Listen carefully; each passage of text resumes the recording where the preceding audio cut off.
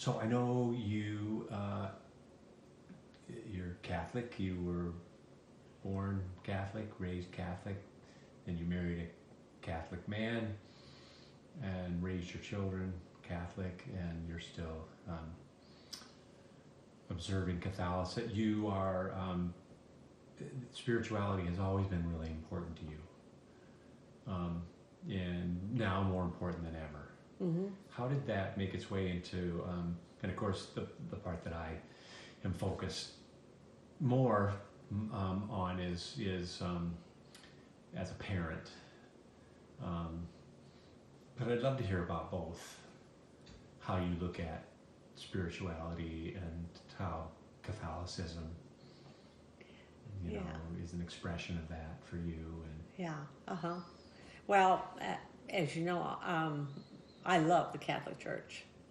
I love the opportunity of being a Catholic. It's going through a hard time. I realize that, but it's there's some people who haven't done right, you know. But that doesn't have anything to do with the church.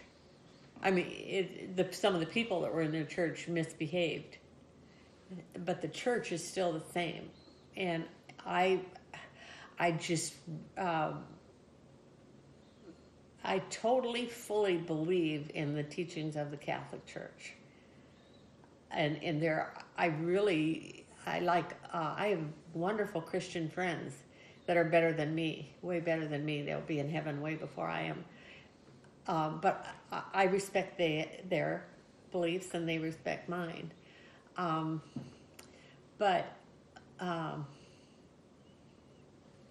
when I was growing up, I was always Catholic.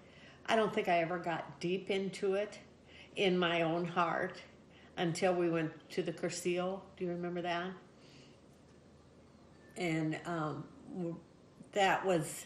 it was just, and it just seemed like I believed more and I felt more. And, you know, I choose to believe whether I feel it or not, whether I'm feeling really spiritual or not. I still choose to believe these teachings.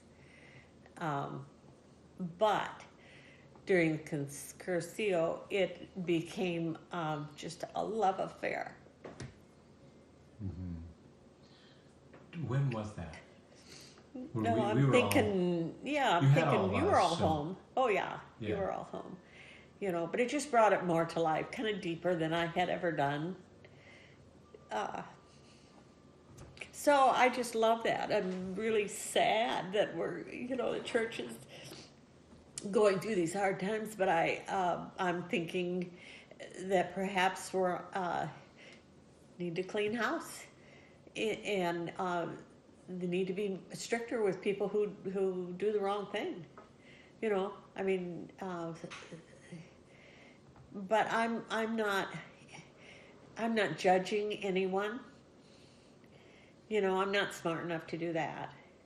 But, you know, I do believe that a lot of bad things have happened and we have to flush them out of the system and not allow them to be leaders, priests and cardinals and bishops and whatever, not allow them to be leaders in the church. That's my feeling. But it hasn't changed one thing of what I've always learned and believed. And I'm very lucky because nothing's ever bad has ever happened in my family on that score. Yeah, you know, right. I'd be as vicious as the next person if it did. You know. Yeah. So no, it had my faith is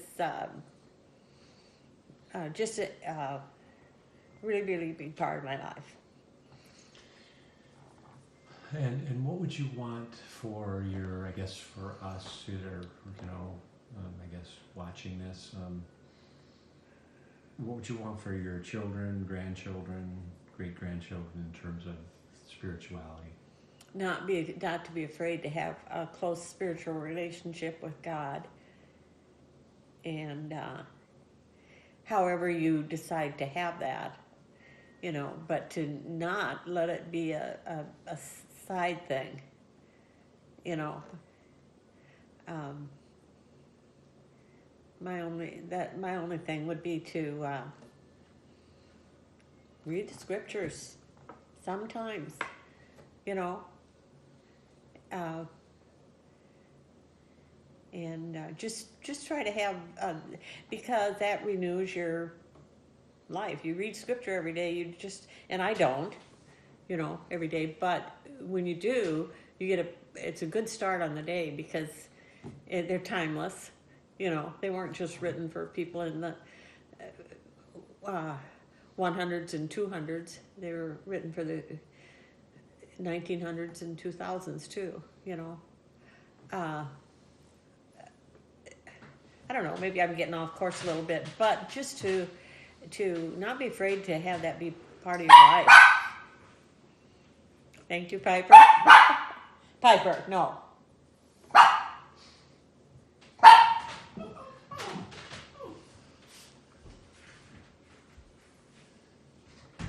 Not be afraid. Yeah, just that. Just to invite that invite that into your life. Maybe it's 6 o'clock in the morning. Maybe it's noon. Maybe it's on a drive. But don't skip that part. Yeah.